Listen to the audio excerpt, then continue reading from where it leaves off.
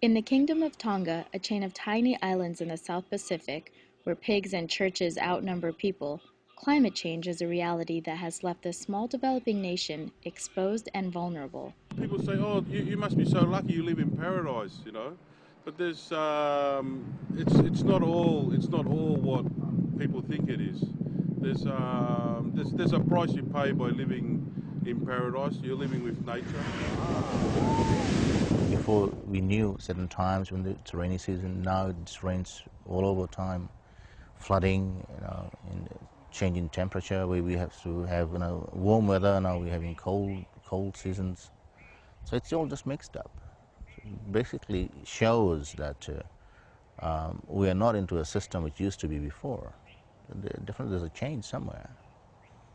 People do talk about it, but what causes it? They don't know. In fact, we're getting to a stage where we don't have a cyclone season. It just turns up out of the norm. And it's affected our water supply, the food crops. I think I probably can sum it up and say everything's not the same anymore because of climate change.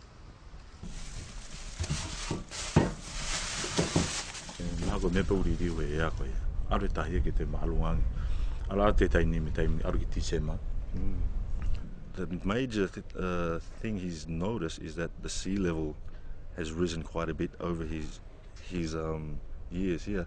That the water has actually inundated all the way up to the front of the house here. And he said it's usually this time, leading into December, that they're always flooded in the backyard. The only way they could solve it is if they put sand or rocks in the backyard to hold it down. But if one person does it, the runoff of the water will increase in the neighbour's house. So what he was saying is the best option would be, if that's the only option they have, everyone has to do it at one time. The high level of the seawater is coming up because these areas here, there were trees over there, but the seawater has eroded many of them, and very dangerous for us because we have only one way out from here. There's no other way to go. Climate change is making life tough for Tongans, no doubt, but their problems are made even worse by poor development.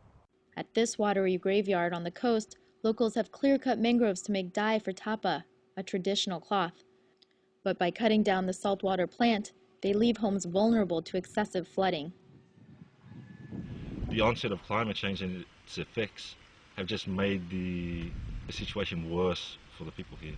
With the rising sea levels and nothing to break the sea levels from reaching this coastline, it's just made things a lot worse for people because people no longer have places to settle. The onset of sea level rise, I mean, it's something that we can't do by ourselves here in Tonga. The Tongan government is banking on substantial foreign aid under a legally binding international climate deal, one that has so far proved elusive. I would like to hope, and I think that's the best thing we can do is hope for it. I don't think I can hope for anything else.